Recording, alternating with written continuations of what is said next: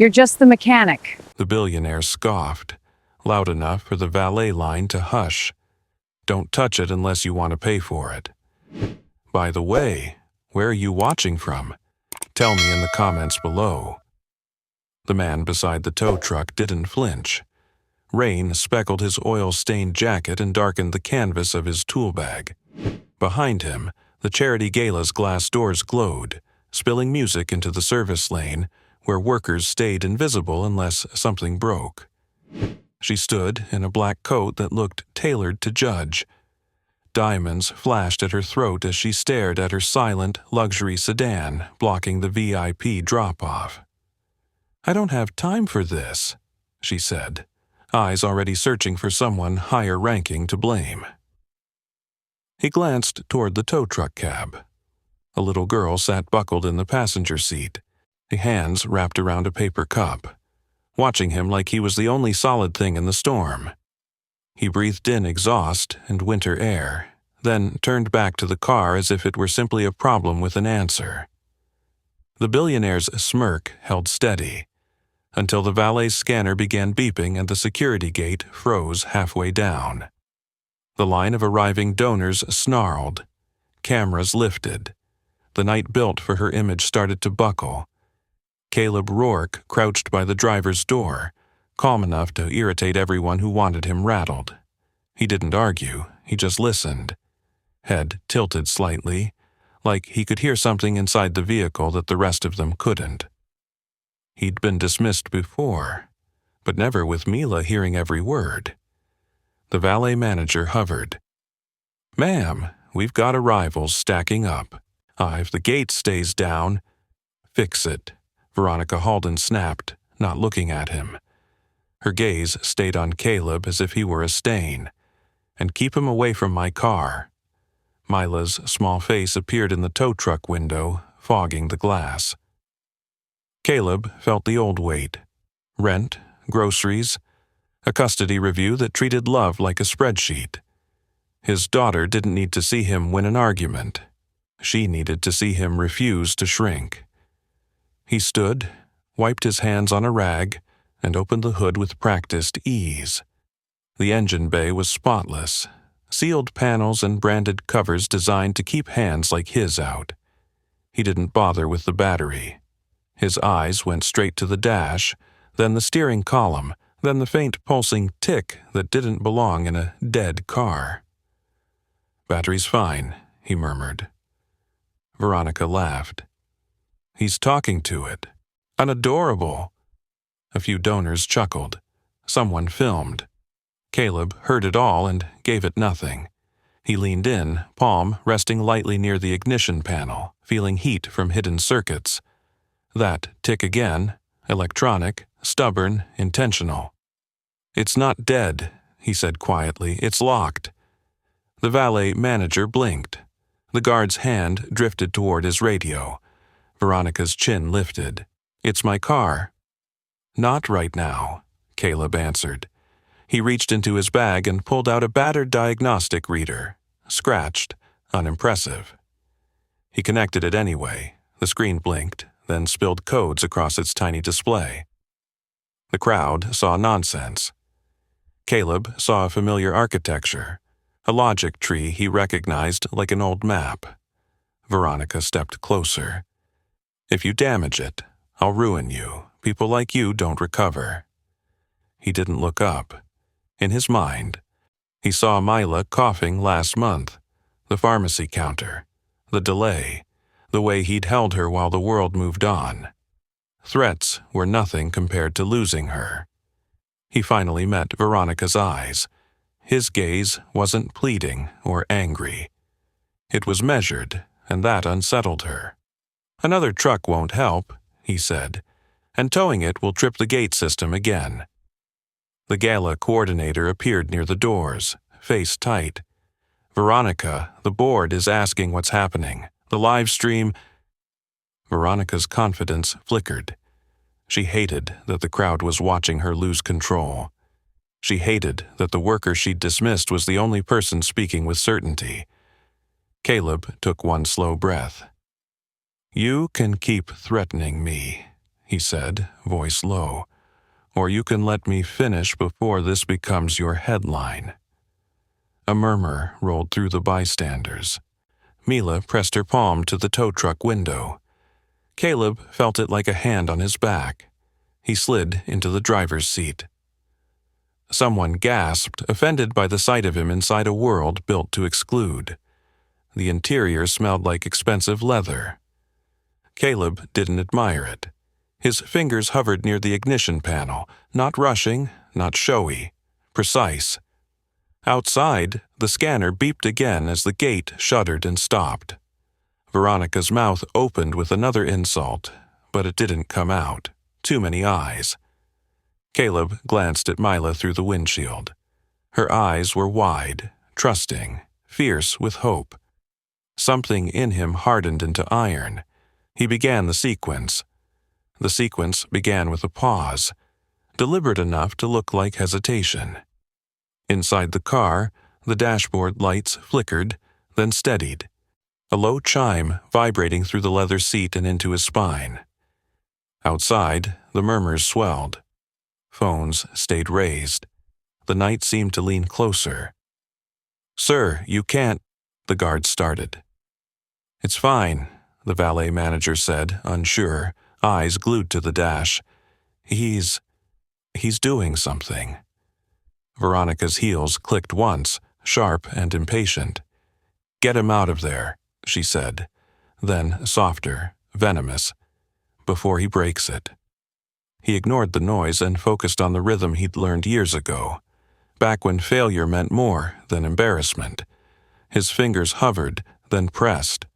Left panel, breath, right panel, counting under his breath without numbers. The chime changed pitch. The immobilizer icon blinked, angry red to amber. He felt the system loosen, not surrender. A donor in a tailored coat leaned toward another. "Is that supposed to happen?" "No," the other whispered. "I don't think so." From the tow truck, Mila leaned forward, seatbelt biting into her jacket. She mouthed his name without sound. He gave a small nod she probably didn't see, but it steadied him anyway. The gate outside shuddered again. The scanner beeped once, then went silent. A ripple ran through the line of cars as engines idled and drivers craned their necks. "Ma'am," the coordinator said, too polite to be calm. "The stream chat's asking questions." Veronica's jaw tightened. "Then tell them it's being handled." He slid the diagnostic reader free and set it on the passenger seat like a promise kept. The dash lights dimmed. For a breathless second, nothing happened. Then the engine turned over, smooth, controlled, unmistakably alive. The sound cut the lane clean. Applause didn't erupt. It never does when people realize they've been wrong.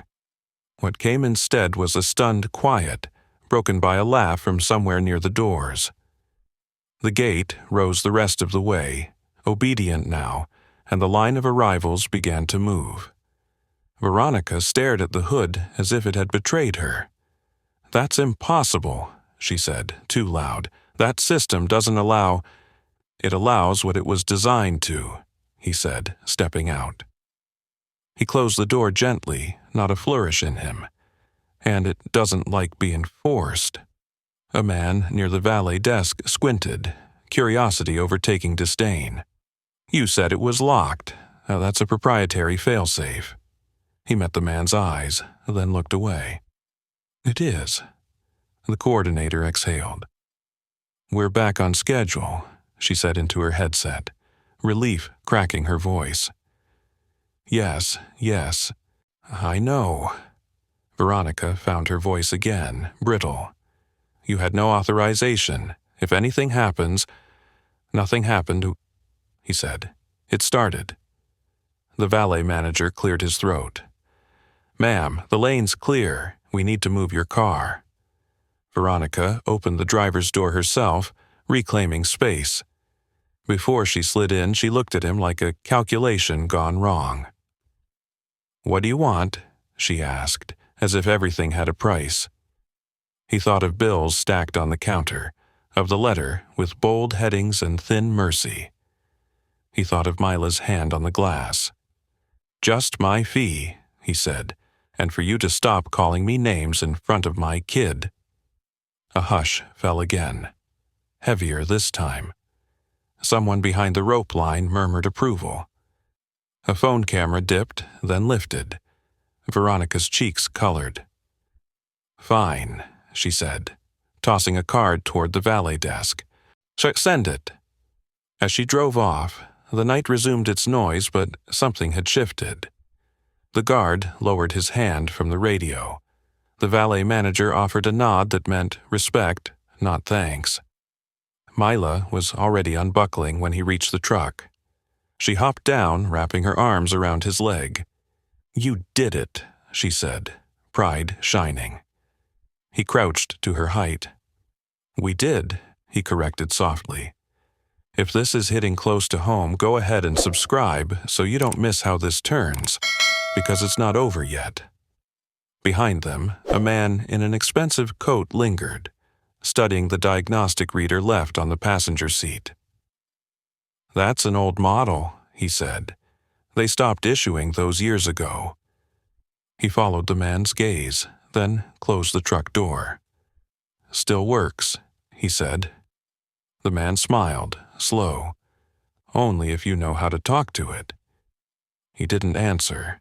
He started the truck, the engine's familiar rattle grounding him. As they pulled away, the gala lights shrank in the mirror, but the looks stayed with him. The questions, the recalculations. Power had noticed him, and that was a dangerous thing. Mila leaned against the door, sleepy now. "Daddy," she said, a voice small. "Why were they mean?" He tightened his grip on the wheel, choosing honesty without bitterness. "Sometimes people think money makes them right," he said. "It doesn't." She nodded, satisfied. Outside, the rain eased. Inside, the quiet felt earned. Rain thinned to a mist as the truck merged into traffic, the gala shrinking to a smear of light. The quiet inside settled heavy, broken only by the wipers and the hum he knew by heart. He kept both hands on the wheel, replaying the tick, the amber icon, the way the crowd went still. Mila's head tipped against the window. "They stared," she said. "They did," he answered. "That's okay." She considered that, then yawned. The city slid past, wet and bright. He felt the aftershock now that the adrenaline drained, a familiar ache in his forearms, a pressure behind his eyes. Being seen had a cost. His phone buzzed in the cup holder. Dispatch. He let it ring once, then answered. "Yeah." A voice tight with caution filled the cab. "We got a call from a client," the dispatcher said. "Says you accessed a vehicle without authorization, claims damages." He exhaled slowly. "There aren't damages," the car started. "Uh-huh," the dispatcher said. "They're influential." He glanced at Mila, already drifting. "I logged the codes," he said, "and I had witnesses." Silence, then a sigh. "Bring the truck in after this run," the dispatcher said. "We'll talk." The call ended. He set the phone down carefully, as if it might bruise. The city's reflections stretched and snapped on the windshield. He thought of the card tossed at the desk. The easy assumption that payment erased conduct. It didn't erase consequences. They reached the small apartment lot 10 minutes later. He parked under the flickering light and carried Mila upstairs, her weight warm and real against his shoulder. Inside, the place smelled like soap and toast. He tucked her into bed, brushed hair from her eyes, and paused until her breathing evened. In the kitchen, he leaned against the counter. The diagnostic reader sat on the table, its cracked casing dull under the bulb. He'd meant to put it away. He didn't. A knock came, soft but insistent. He stilled. On another knock, firmer. He checked the peephole. The man from the valet line stood there, rain beating on his collar. Expensive coat, careful eyes, not security. He opened the door a crack. "It's late." "I know," the man said. "I won't take long. I'm Arthur Bell. I consult." "For who?"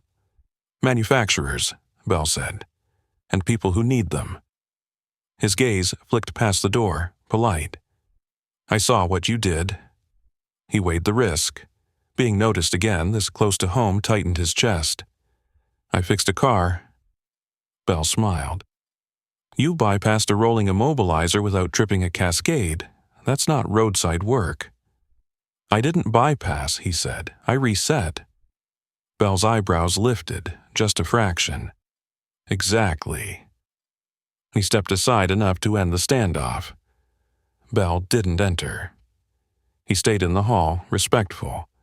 "Veronica Halden doesn't like being embarrassed," Bell said. "She's already making calls." "Figures." "She'll say you're a thief," Bell continued, "or reckless, or both." He nodded once. "She can say what she wants." "She can say it loudly," Bell said, "but not accurately. Those systems were yours." The words landed and kept landing. He didn't correct him. He didn't confirm. He closed his eyes for a beat, then opened them. "You should go." Bell held up a hand. "I'm not here to recruit you or threaten you. I'm here to warn you and to tell you that there were cameras." "Of course there were." "Not just phones," Bell said. "Event feeds, valet security, multiple angles." He smiled again, slower. "Public angles." A knot loosened in his chest, replaced by something colder and steadier. "Then the truth will do fine." Bell nodded. It usually does. For what it's worth, I tried to stop her." "Did you?" "At first," Bell said. "Then I watched." He closed the door gently after Bell left and leaned his forehead against the wood. In the quiet, the apartment felt smaller, safer. He turned back to the table and picked up the reader, thumb tracing the worn edge. His phone buzzed again. A new number. He let it go to voicemail. Another buzz, then another. He powered it off. In the bedroom, Mila stirred. "Daddy? I'm here," he said, already moving. She blinked up at him. "Are we in trouble?" He sat on the bed, choosing his words like tools. "Some people don't like it when things don't go their way," he said, "but we didn't do anything wrong." She studied his face, searching for cracks. Finding none, she nodded. "Okay." He kissed her forehead and stood. In the living room, rain whispered against the windows. Somewhere across the city, a billionaire rewrote a story to save her pride. He picked up the reader and set it back in his bag. Tomorrow, there would be meetings and accusations and a job on the line. Morning came with the sound of trucks on wet pavement and the smell of burnt coffee. He stood at the sink, staring through the window as the city woke without him. Mila sat at the small table, swinging her legs, coloring carefully inside the lines like control was something you could practice. His phone stayed dark. He'd turned it back on after dawn, expecting a flood. There were messages. Dispatch, a missed call from a number he didn't recognize, another from the same. No voicemail from her. That didn't mean anything good. He packed Mila's lunch and walked her to the bus stop, hand warm around hers. Other parents nodded, familiar faces with unfamiliar worries. He waited until the bus pulled away before heading back, the quiet following him up the stairs. At the garage, the bay doors were already open. Engines idled, tools clinked. He rolled the truck into its slot and cut the engine. The dispatcher stood near the office door, arms crossed, jaw set. "Inside," she said. He wiped his boots and stepped into the office. The owner sat behind the desk, fingers steepled. A printout lay between them like evidence. "You didn't tell me you were messing with luxury security systems," the owner said. I fixed a car, he replied evenly. You accessed proprietary tech without authorization, the owner said. That's what the complaint says. He leaned forward, palms flat. I had verbal consent from the coordinator. The lane was blocked. The system was interfering with the gate. The owner glanced at the dispatcher, then back. Veronica Halden called at 6 this morning. There it was. The name tasted like metal. And she wants you suspended pending review, the owner said. She hinted at legal action. The dispatcher shifted. I told her we'd investigate. He nodded once. You should. The owner sighed. You've been solid here, but this isn't a small thing. He thought of Mila's lunch, the careful apple slices. I logged everything, he said. Codes, timestamps, there were witnesses. Witnesses don't always matter, the owner said. They do when there are cameras, he replied. The owner's eyes flicked up. What cameras? He didn't smile. All of them. Silence stretched. The owner leaned back, considering. We'll put you on leave, he said. Paid. For now. Relief and anger tangled in his chest. For now, he repeated. Outside, the shop noise felt distant. He sat in the truck and let the seat creak under him. Being sidelined felt like losing ground he couldn't afford to give. His phone buzzed, the unknown number again. He answered. Yeah. Caleb Rourke, a woman said, voice cool and practiced. This is Veronica Halden. He closed his eyes. So much for silence. You found me. I don't miss, she said. You embarrassed me. You did that yourself. A pause. You overstepped. I'm prepared to make this unpleasant. He pictured her diamonds catching light. You already have. You think a few cameras protect you? She asked. I can bury you in paperwork. I didn't steal, he said. I didn't damage anything. You touched what wasn't yours. He felt the familiar tick of anger, controlled and contained. Your car blocked a public lane, he said. Your system caused a failure. I fixed it. Another pause, sharper now. What do you want? He almost laughed. I want you to stop lying about me. Silence, then softer. You want money? No, he said. I want my job. She exhaled, annoyed. You should have thought of that before grandstanding. I wasn't grandstanding, he said. I was working. She hung up. He stared at the phone until the screen dimmed. The shop door rattled as a truck pulled in. Life went on, indifferent. At noon, Arthur Bell appeared again, this time in the parking lot. He didn't wait to be invited. She's pushing, Bell said, harder than I expected. She doesn't like losing, he replied. She doesn't like witnesses, Bell corrected. Which is why she's trying to move this behind closed doors. Won't work, Bell nodded. There's talk of a board meeting tonight, emergency. She wants to control the narrative. He looked at the shop, the tools, the men who worked without being seen. Control needs darkness, he said. She doesn't have it. Bell smiled thinly. That's why I'm here. The feeds from last night are circulating, not viral yet, but close. Close counts. Sometimes, Bell said, if someone pushes. He met Bell's gaze. I don't chase attention. You don't have to, Bell said. It's already looking for you. His phone buzzed again. Dispatch. He answered, bracing. They're asking for statements, the dispatcher said. Legal, media. He closed his eyes and thought of Mila stepping off the bus later, looking for his truck. Tell them I'll come in, he said. I'm not hiding. When he hung up, the air felt charged, like a storm waiting. He climbed into the truck, not sure where he was driving, only that standing still would cost him more. Across the city, Veronica Halden gathered her allies, confident in rooms built to amplify her voice. He turned the key and pulled out, carrying the truth with him like a tool that could cut both ways. He parked 2 blocks from the glass tower and walked the rest, collar up against the wind. The building rose clean and reflective, a place where decisions were made far from grease and rain.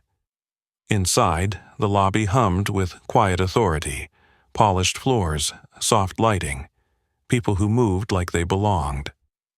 Arthur Bell met him near the elevators, tie loosened for once. "They moved it up," Bell said. "Boards already assembling." "Of course they are." Bell glanced at the tool bag slung over his shoulder. "You won't need that." "Habit," he said, and didn't set it down. They took a service elevator, narrow and unadorned. The doors closed with a muted thud, trapping them in a space meant for labor, not leadership. He preferred it. It smelled honest. "She's framing this as a safety breach," Bell said. "Reckless contractor endangered guests." "And the footage?" Bell smiled, still rolling. The elevator opened onto a back corridor. Voices leaked from the boardroom ahead, low and confident. He felt the familiar tightening in his chest. Not fear, exactly, but the weight of rooms like this. He'd been in them before, long ago, when his badge opened doors instead of closing them. They stopped short of the doors. Bell hesitated. "Once you step in, you won't control how this spreads." He thought of Mila at school, the way she'd looked back to make sure he was watching. "I'm not controlling it," he said. "I'm standing in it." Bell nodded and pushed the door open. The room fell quiet in a way that had nothing to do with respect. Veronica sat at the head of the table, immaculate, eyes sharp. Screens along the wall showed paused footage from the night before, frozen on his hands near the ignition panel. "There he is," she said lightly. "Our mystery mechanic." He didn't answer. He took the empty chair near the wall, placing his bag at his feet. The board members studied him like an object under glass. Veronica continued. "This man accessed my vehicle without authorization, causing a disruption that risked donor safety and the event's reputation." He met her gaze. "Steady. Your vehicle locked itself and interfered with the gate system. I resolved it." "You're not certified to resolve anything of mine," she said. A board member cleared his throat. "Mr. Rourke, is it? Do you have documentation?" He reached into his bag and set the diagnostic reader on the table. It looked small and unimpressive against the polished wood. "I have logs," he said, "and timestamps, and system responses." Veronica laughed softly. "That toy doesn't impress me." "It shouldn't," he said. "It impresses the system." Bell tapped a tablet, and the screen shifted. The paused footage began to play, then split, multiple angles synchronized. The room leaned forward despite itself. "Pause," Bell said. The frame froze on the immobilizer icon, changing color. "That sequence," Bell continued, "is not public-facing. It's an internal fail-safe reset." Veronica's smile thinned. "Anyone could guess." "Not without tripping a cascade," Bell said, which didn't happen. A murmur ran the table. Veronica turned to him. "You trained yourself on YouTube?" He shook his head once. "I trained on prototypes." The words landed heavier than he expected. The room shifted again. A woman near the far end frowned. "Prototypes for what?" "For that platform," he said, nodding toward the screen, "and the one before it." Veronica stood. "Enough. This is a stunt. He wants attention." He stayed seated. "I want the record straight. You don't get to lecture us," she snapped. He felt the heat rise and kept it contained. "You called me just the mechanic in front of my daughter," he said. "You told people I was untrustworthy. That's not a misunderstanding." "That's a lie." The room went still. Even Veronica paused, recalibrating. Bell spoke softly. "There's more." He tapped again. The screen showed an older clip, him, years younger, standing beside a stripped-down chassis, explaining a system to a group of engineers. The badge on his chest was clear enough. A board member's eyes widened. "That's—" Veronica's face drained of color. He didn't look at the screen. He looked at her. "I didn't come to embarrass you," he said. "You did that yourself." Silence stretched, thick and public. Phones buzzed outside the room. The world pressed closer. If you're still with me, go ahead and subscribe, because this moment is where everything turns, and you won't want to miss what happens next. Veronica found her voice brittle now. "This footage, how did you get it?" "It's public," Bell said. "You streamed it." The irony settled like dust. A board member leaned forward. "Mr. Rourke, why are you driving a tow truck?" He considered the question. "Because my wife got sick," he said. "Because my daughter needed me more than a title. Because work is work." Another pause. Respect crept in, unwelcome and undeniable. Veronica sat slowly. "This conversation isn't over," she said quieter. "It is for me," he replied. "You stop pushing false complaints, you correct the record, or this keeps going, without either of us controlling it." The board exchanged looks. Power recalculated. Outside, the city waited, indifferent but watching. He sat back, heart steady, knowing that whatever came next would be in the open. And that was where he was strongest. The room didn't erupt the way movies promise. It settled into a tight, dangerous quiet where everyone recalculated their footing. He felt it in the way chairs stopped creaking, in the way eyes shifted from Veronica to the screens and back again, measuring who could still be trusted. A board member cleared his throat. "We need to understand exposure," he said, voice clipped. "If this footage is public—" "It is," Bell replied. "Multiple feeds, archived, downloaded." Veronica's fingers tightened around the edge of the table. "This is a distraction," she said. "We're talking about a contractor overstepping." "A contractor who designed the system," someone said softly. She shot them a look. "Allegedly."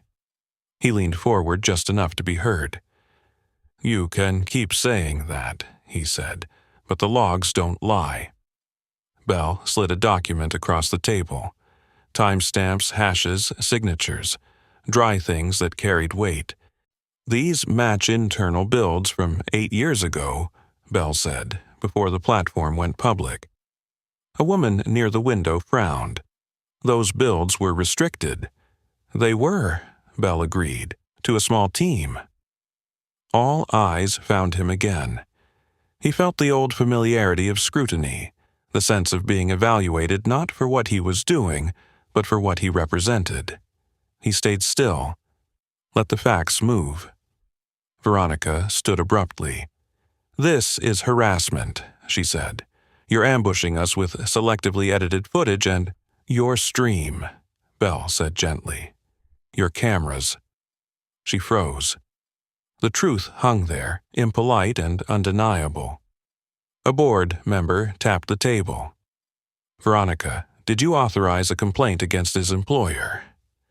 She hesitated, then lifted her chin. "I asked questions." "Did you threaten legal action?" Another asked. "I protected the brand." The words landed wrong. He saw it in the way shoulders stiffened. Brands were fragile things in rooms like this, and she just framed one as a shield for bad behavior. He spoke again, quieter now. "I don't want anything from you," he said. "I want you to undo what you did." "And if I don't?" she asked. "Then this continues," he said, "in the open." The board chair exhaled. "We need a recess." They broke into clusters. Veronica moved to the far corner, phone already in hand, voice low and urgent. Bell leaned toward him.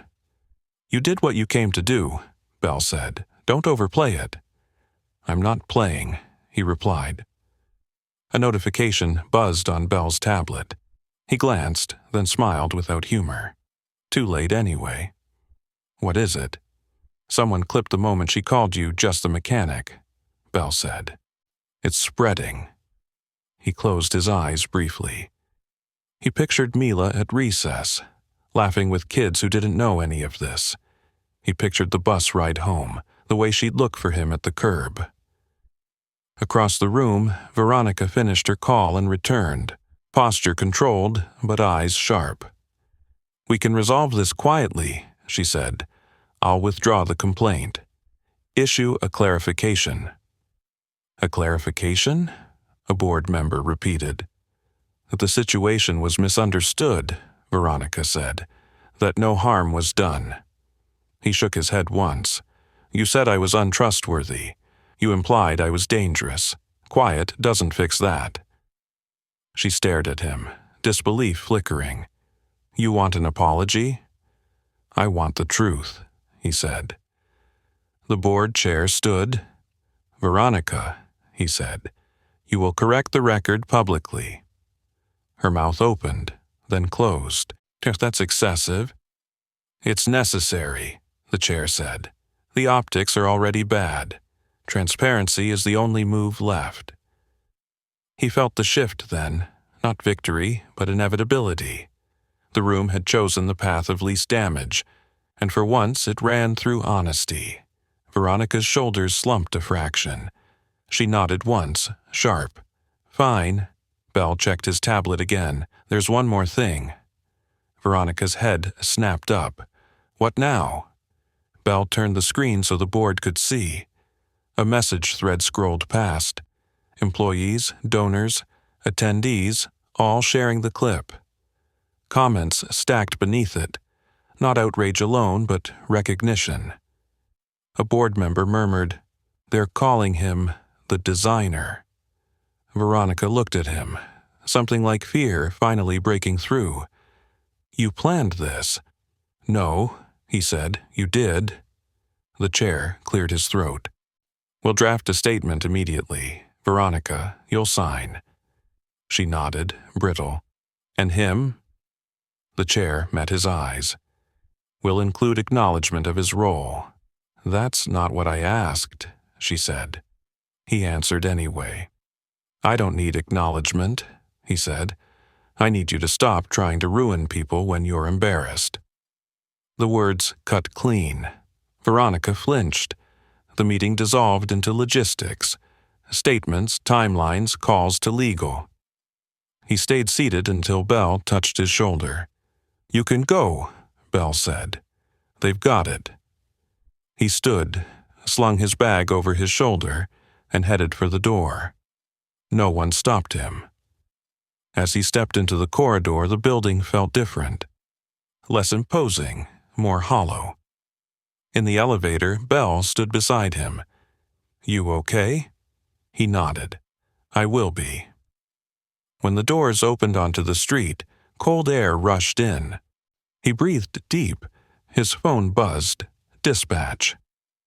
"They're backing off," the dispatcher said, relief evident. "Complaints withdrawn."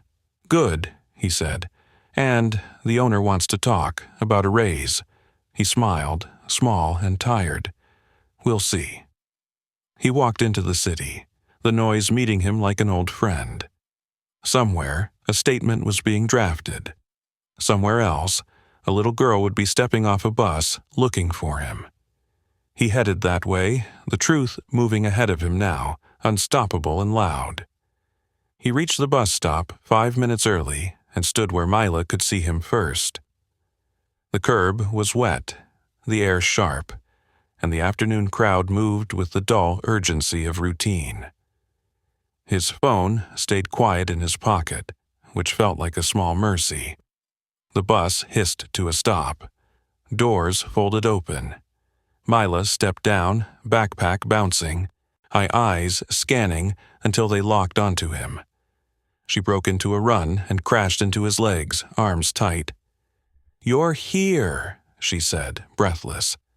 I said I would be. They walked home slower than usual. She told him about spelling words and a classmate who cried when the glue spilled. He listened, nodding, letting the ordinary settle him. Being present was its own kind of resistance. At the apartment, he started dinner while Mila spread homework across the table. The kettle whistled. The radio murmured news. Then the anchor's tone shifted. Following up on last night's charity gala disruption, the voice said. Footage circulating online shows a roadside mechanic resolving a failure in a high-security luxury vehicle after being publicly dismissed by billionaire Veronica Halden. He froze, spoon midair. Mila looked up. "Daddy?" "It's okay," he said, forcing his voice steady. He turned the volume down. The phone buzzed, then buzzed again. Unknown numbers stacked up like ants. He ignored them and set plates on the table. After dinner, while Mila brushed her teeth, he finally checked the messages. Voicemails from reporters, texts from co-workers. One from the owner, "We should talk." Another from Arthur Bell, "It's everywhere." He sat on the couch, shoulders heavy. Public attention was a flood, cleansing and dangerous in equal measure. He didn't want to be a symbol. He wanted to be a dad who made rent. A knock came at the door, not Bell this time. The owner stood in the hall, jacket open, eyes tired. "Can I come in?" he asked. He nodded and stepped aside. They stood near the table, the diagnostic reader visible where it sat. The owner rubbed his face. "I watched the clips," he said. "I didn't know." "I didn't advertise." "No," the owner said. "You didn't." He took a breath. "I messed up this morning." "You were under pressure." "That's not an excuse," the owner said. "I put you on leave to protect the shop. Turns out protecting the shop means protecting you." He waited. "I'm offering you a supervisor role," the owner said. "Higher pay, benefits, flexible hours." The words landed, heavy and real. "I appreciate it," he said. "I need to think." "Of course," the owner said. "One more thing." He hesitated. "Veronica's people called. They wanted me to distance the shop." "And?" "I said no," the owner said, publicly. Respect, unexpected and grounding, settled in his chest. "Thank you." After the owner left, Mila climbed onto his lap. "They were talking about you," she said. "Get on the radio." "What did they say?" "That you fixed the car even though the lady was mean," she said. "Mrs. Klein says that's brave," he smiled. "Mrs. Klein is wise." "Are you famous now?" Mila asked. "No," he said, "just visible." That night he lay awake, phone face down, letting the hum of the building fill the dark. Being visible meant scrutiny. It meant people projecting stories onto him. It also meant Veronica Halden couldn't bury him quietly. The next morning, his phone rang with a number he recognized this time. He answered. "This is Veronica Halden," she said, voice clipped. "I'm issuing the statement at noon." "Good," he said. "I will say you acted appropriately," she continued, "that my remarks were inappropriate." "They were wrong," he said. A pause. "Wrong," she repeated. "You'll get what you want." "I want the truth," he said again. She exhaled, then stopped talking to reporters. "I haven't," he said, another pause. "They'll keep coming." "I know." She hesitated, something like exhaustion bleeding through. "I underestimated you." "Yes," he said. The call ended without pleasantries. By noon, the statement dropped. Carefully worded, public, unavoidable. Screenshots spread, commentary followed. Some praised him.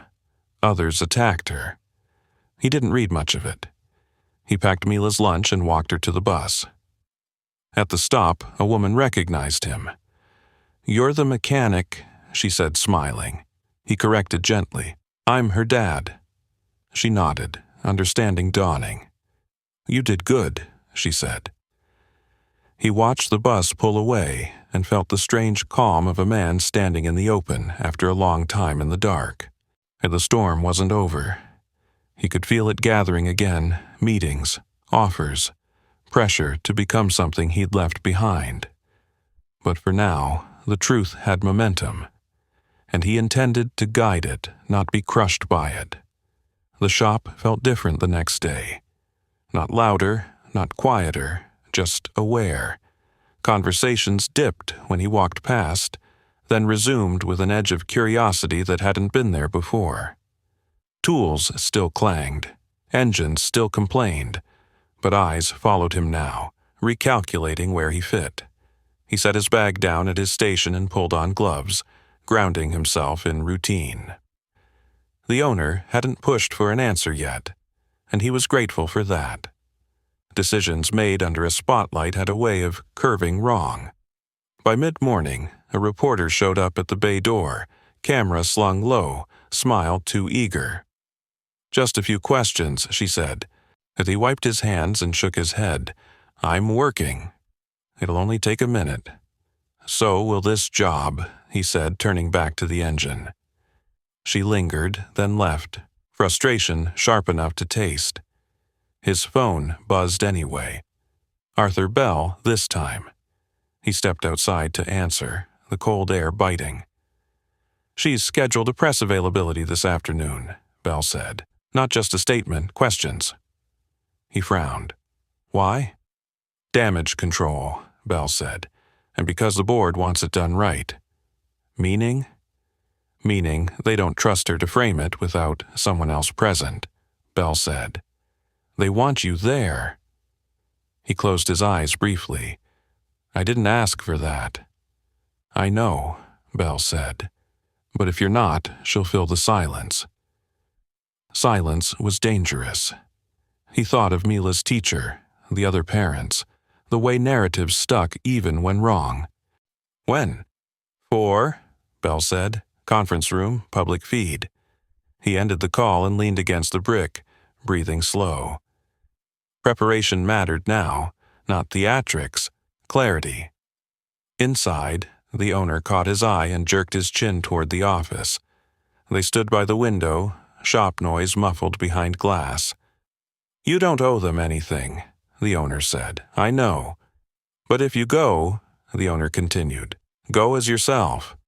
Not whatever they want you to be." He nodded. "I will." At home, he changed into a clean shirt and packed Mila's snack. She watched him from the table, legs swinging. "Are you going to talk on TV?" she asked. "Maybe," he said. "About the car?" "About telling the truth," he said. She considered that. "Okay." Before they left, she pressed something into his palm, a small metal charm from her backpack zipper, scuffed and warm. "For luck," she said. He closed his fingers around it. "Thanks." The conference room was bright, unforgiving. Cameras lined the back wall. Reporters filled the seats, murmuring. Veronica stood near the podium, composed in a way that looked practiced rather than natural. Bell hovered near the side, tablet in hand. When he entered, the room shifted. Cameras turned. Whispers rose. He took a seat at the table, placing his bag at his feet, the charm tucked safely in his pocket. Veronica began with prepared remarks, voice steady. She acknowledged her comments, labeled them inappropriate, emphasized respect for workers. It was clean, polished, almost convincing. Then questions started. "Did you threaten his employer? Were you aware of his background? Why did security attempt to remove him?" Veronica answered carefully, deflecting without outright lies. The room leaned in, unsatisfied. A hand went up. "Mr. Rourke," a reporter said, "why didn't you reveal who you were?" He leaned toward the microphone, heart steady. "Because who I was didn't matter to the job," he said, "and because my daughter was watching." A murmur rippled. Another question. Do you plan to return to the industry? He glanced at Veronica, then back at the room. I plan to work, he said, wherever that lets me be a good father. If you're still here with me, subscribe now, because what comes next isn't about fame. It's about what happens when power meets accountability in the open. Veronica shifted, something tight crossing her face. A reporter turned to her. Do you regret what you said? She hesitated. The cameras caught it. Yes, she said finally. I regret underestimating him. The words were small, but they landed. Bell tapped his tablet and the feed switched briefly. Comments scrolling, public reaction building in real time. The narrative had escaped its handlers. The conference wrapped quickly after that. Veronica left through a side door, posture rigid. Bell clapped him lightly on the shoulder. You did exactly what you needed to. He packed his bag and stepped outside, the air cooler, the noise sharper. His phone buzzed, messages from the shop, from old contacts, from people he hadn't heard from in years, opportunities, temptations. He walked past them all and headed for the bus stop. Mila spotted him and waved both arms, grin wide. He felt the day's tension loosen as she ran to him.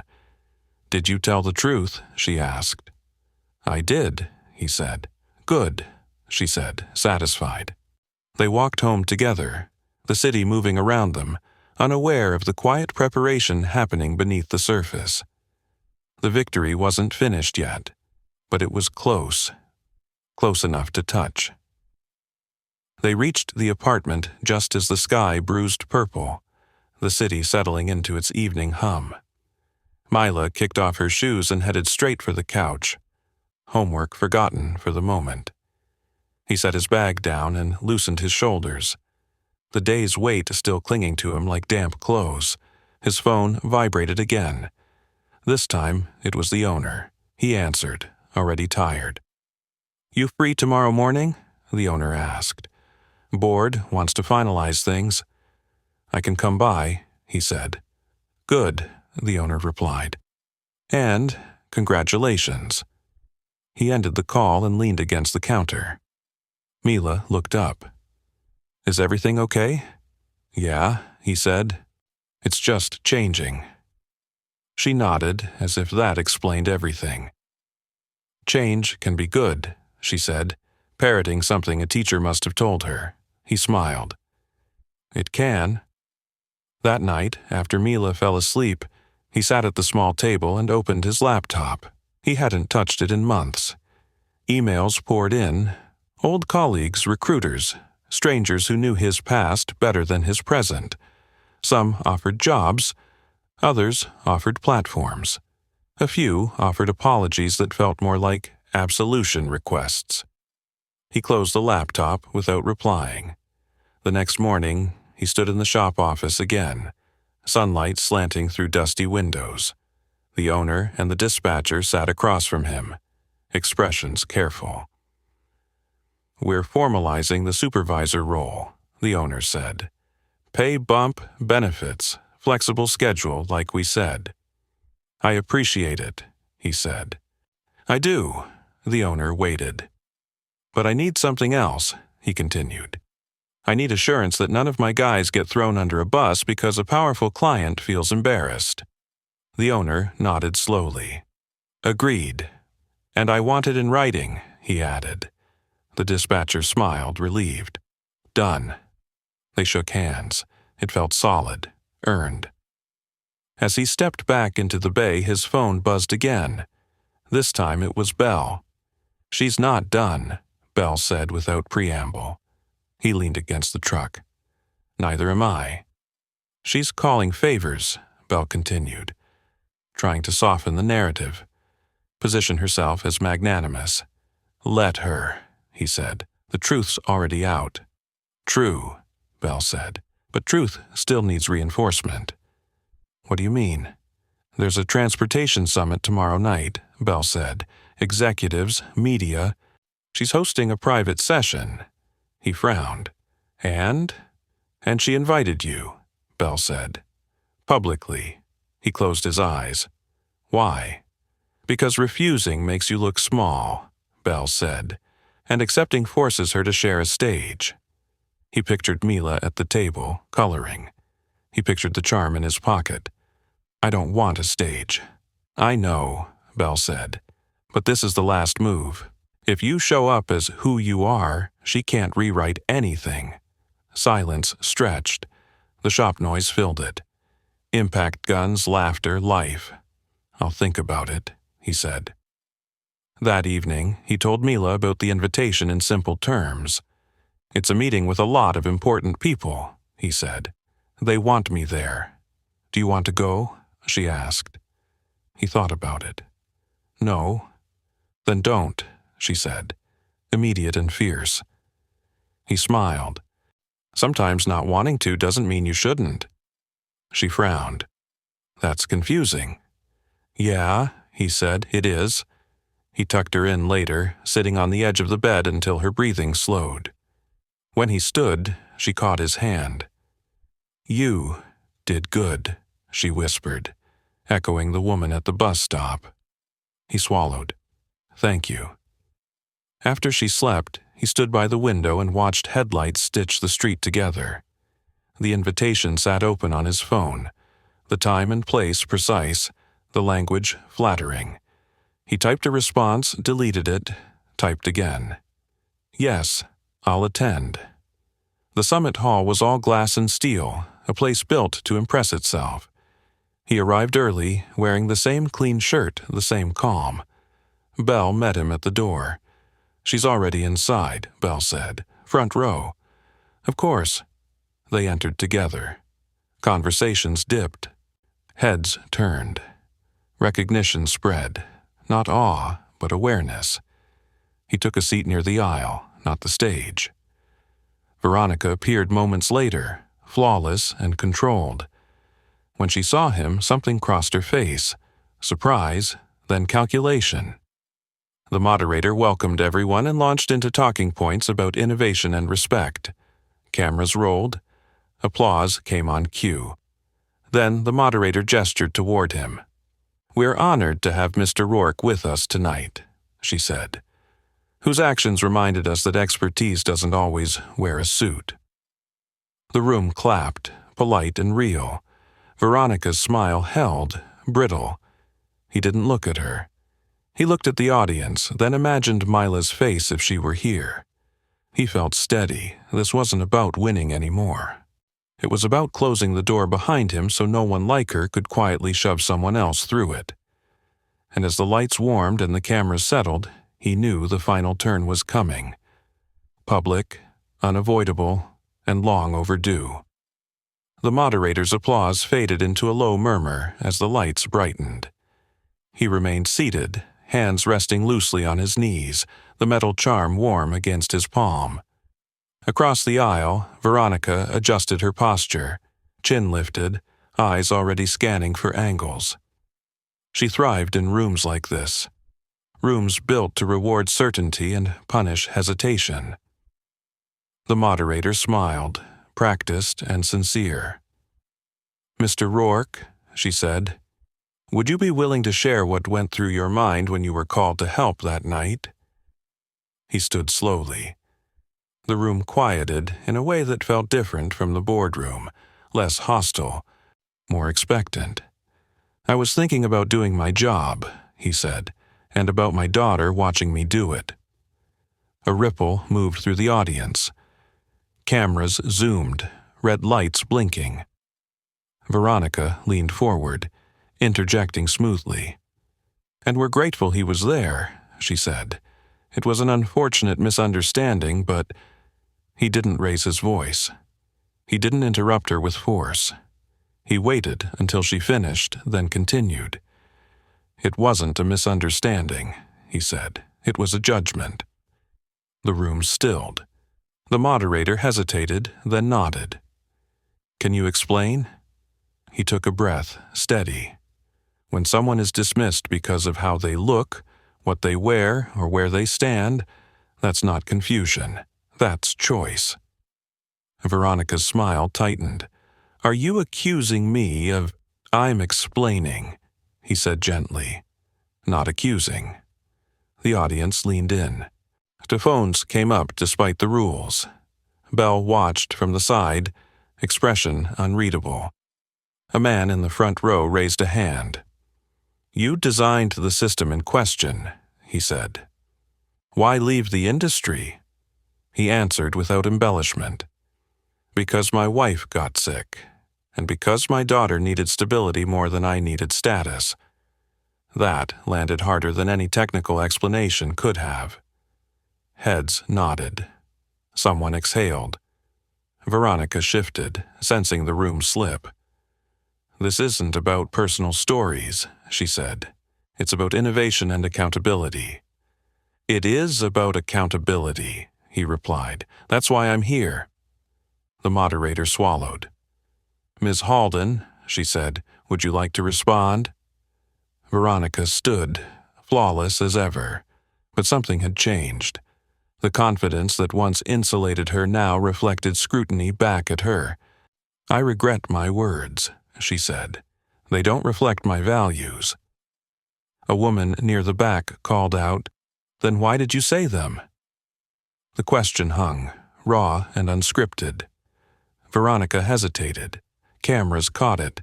For the first time, there was no polished answer ready. Because I was frustrated, she said finally, and because I was wrong. The admission was small, but in this room, it was seismic. He nodded once, acknowledging it without gloating.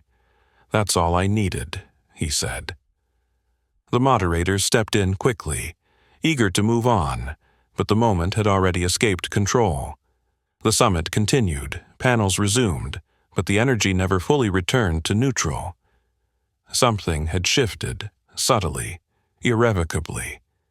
When it ended, people approached him quietly. Engineers, managers, parents. They shook his hand, thanked him, shared stories of being overlooked. He listened more than he spoke. Veronica passed him on her way out. She stopped just long enough for the cameras to miss it.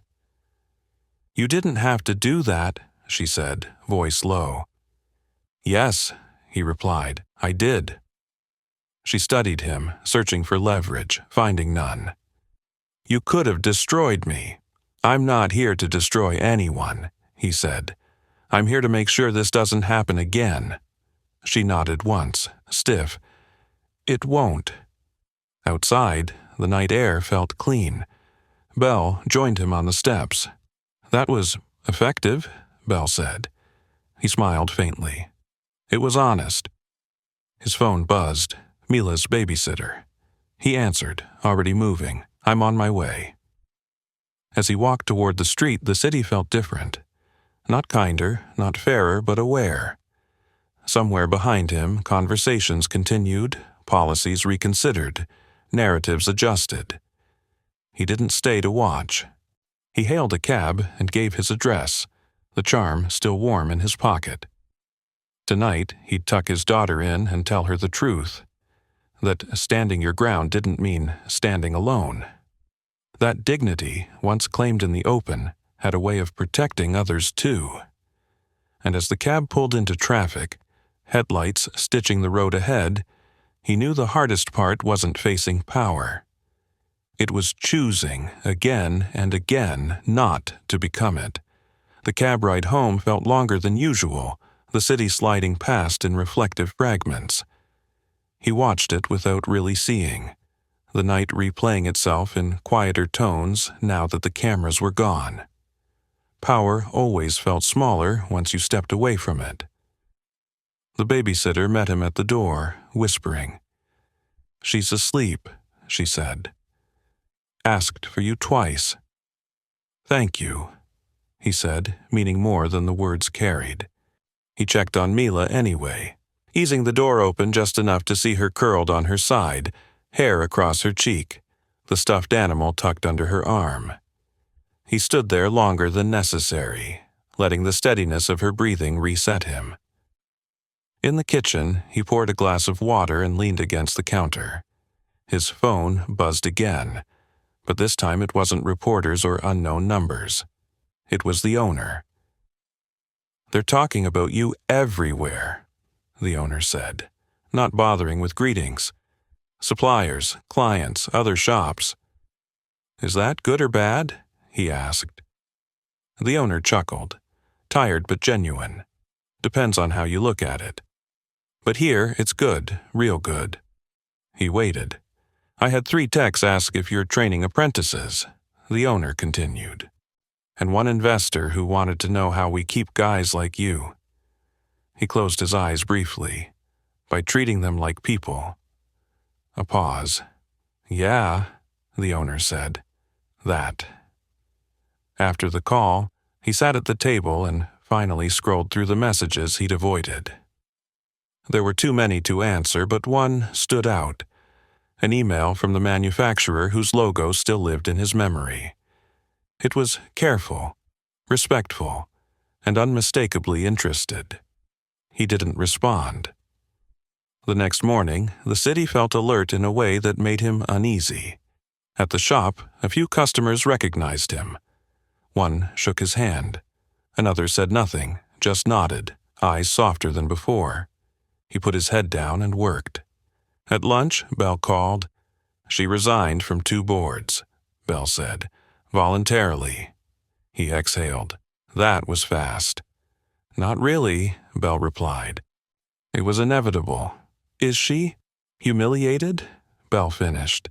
"Yes. Destroyed? No. She'll recover." "That's fine," he said. Bell hesitated. "You know this changes things." "It already has." "They'll come back," Bell said. "Offers. Pressure." "I know." "And when they do?" He looked out at the bay, at the men working shoulder to shoulder. "I'll decide what I want," he said. "Not what they expect." That afternoon, Mila's teacher asked to speak with him. He braced himself out of habit. "She told the class about you," the teacher said, smiling, "about standing up calmly." His chest tightened. "I hope that's okay." "It is," the teacher said. "She said you showed her how not to be small." He swallowed. "Thank you." On the walk home, Mila skipped ahead, then doubled back. "Are you still just a mechanic?" she asked, curious, not accusatory. He smiled. "I fix things," he said. "That hasn't changed." "But you're more," she said. "Everyone is," he replied. That night, a package waited by the door. No return address. Inside was a single-page letter, unsigned, apologetic without excuses. He read it once, then folded it and set it aside. Closure didn't always come wrapped in sincerity, but it came. Later, as he tucked Mila in, she asked, "Is the mean lady sorry?" He thought of the pause at the summit, the word wrong, spoken aloud. "I think she's learning," he said. "Good," Mila said, already drifting. "Learning is hard." After she slept, he stepped onto the balcony and let the night air cool him. Somewhere, someone else was being dismissed, ignored, underestimated. He couldn't fix that everywhere, but he could fix it here when it crossed his path. His phone buzzed one last time. A message from Bell. "You did more than you know." He typed back, "So did you." He set the phone down and looked out at the city, not triumphant, not bitter, just present. The victory hadn't been about proving who he was. It had been about refusing to let someone else decide who he wasn't. And that, he knew, would last. Morning light slipped through the blinds, pale and forgiving. He woke before the alarm, the city quieter than usual, as if holding its breath after a long argument. For the first time in days, his phone hadn't buzzed itself into exhaustion overnight. He made breakfast slowly. Toast, eggs, the small rituals that anchored him. Mila shuffled in, hair wild, eyes still half asleep. She climbed into her chair and watched him like she always did, measuring the day by his calm. "Is everything done now?" she asked. Then he set a plate in front of her. "Almost." They walked to the bus stop together, her hand tucked into his jacket pocket. A few parents glanced his way, some with recognition, others with curiosity. No one said anything. That felt right. When the bus pulled away, he didn't leave immediately. He stood there a moment longer, breathing in the cold air, letting the quiet settle. The fight was over, but the consequences were still unfolding, gentler now, manageable. At the shop, the owner waved him into the office. "We finalized the paperwork," he said, sliding a folder across the desk. "Supervisor role starts Monday." He opened it, scanned the terms, then closed it again. "Thank you." "You earned it," the owner said. "And I meant what I said. We're changing how we handle clients. No more bending for bullies." He nodded, something warm loosening in his chest. That matters. By noon, the news cycle had already moved on, hungry for the next spectacle. The clip of him starting the car still floated around, but it had softened into context. Less outrage, more reflection. That was fine. Stories didn't need to burn forever to leave marks. His phone buzzed once more. A single message, unexpected. Veronica Halden. It was brief, no flourish, no excuse. Just an acknowledgement that words had consequences, and that she would fund a new apprenticeship program through the shop. No press release, no naming rights. He read it twice, then set the phone down. That evening, Mila spread her drawings across the table. One showed a tow truck. Another showed a tall building. In the center was a small stick figure holding a bigger one's hand. "That's us," she said proudly. "I know," he said. Later, after she fell asleep, he sat at the same table and thought about how close he'd come to walking away that night at the gala. How easy it would have been to swallow the insult, to leave unseen. The victory hadn't come from overpowering anyone. It came from staying. Staying present, staying honest, staying human. He thought of the men at the shop, the parents at the bus stop, the workers in service corridors everywhere. People whose value was obvious only when something broke. Maybe, just maybe, the next time someone sneered, "You're just the mechanic," they'd hesitate. And if they didn't, someone else would remember this story. He turned off the kitchen light and stood by the window, city lights blinking like distant signals. The world hadn't changed completely, but a line had been drawn in public, and that mattered. Before you go, ask me for the next story title you want to hear. Subscribe and don't miss our next story. They said he was only the night guard until the power failed. Trust me, you'll feel it. And tell me in the comments, what injustice should we tackle next? He smiled to himself, not for the camera, not for the crowd, just for the quiet certainty that dignity, once defended, had a way of echoing forward.